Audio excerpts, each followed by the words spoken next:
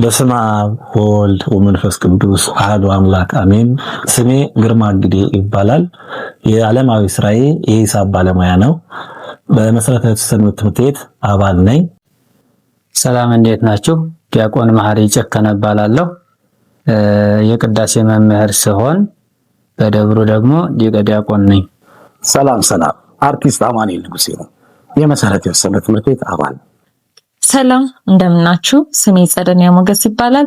ባለሙያ ስራዬ ረዳት አጋሪ ሲሆን የመሰረተ ሰንበት ትምህርት ቤት አባል ነኝ። ሰላም እንዴት ናችሁ? ስሜ ዲቦራ ምርት ይባላል። የመሰረተ ሕይወት ሰንበት ትምህርት ቤት አባል ነኝ። በሰንበት ትምህርት ቤታችን ከራዲዮን የተሰኘ ፕሮግራም ሊጀመር ስለሆነ እንድትከታተሉት ጥሪያችንን እናቀርባለን።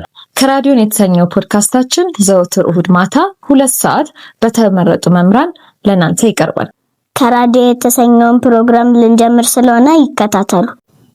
ከራዲዮን ሐሙስ የተፈጠረ ፍጥረት ሲሆን ቅዱስ ያሬድ በመጽሐፈ ድጓው ኢየሱስ ክርስቶስን በምሳሌ ለመመሰል አንተ አንበሳ ነህ ወይስ ከራዲዮን ብሎ ተናገረ። ይሄን ያመጣበት ምክንያት ከራዲዮን ሰዎች ሲታመሙ ወደ ሰዎች መጥቶ የሰዎችን ህመም ወደ ራሱ አድርጎ እሱ ታሞ 3 ቀን 3 ሌሊት በባህር ውስጥ አድሮ ከዛ በኋላ አዲሱ ነው ይወጣል። ጌታችን መድኃኒታችን ኢየሱስን የኛን ድካም ተቀብሎ 3 ቀን በ3 ሌሊት መቃብር ውስጥ በማደሩ ህይወትንና መድኃኒት እንደሰጠን ሁሉ ይሄም ብሮድካስት ወይም ይሄ ዩቲዩብ በመድኃኒትና የመድኃኒት የሚሆኑትንና ትምህርት የሚሆኑትን ነገር ኢየሱስን የሚያስተላልፍ በመሆኑ ስሙ ከራዲዮን ተብሎ ተሰይሟል።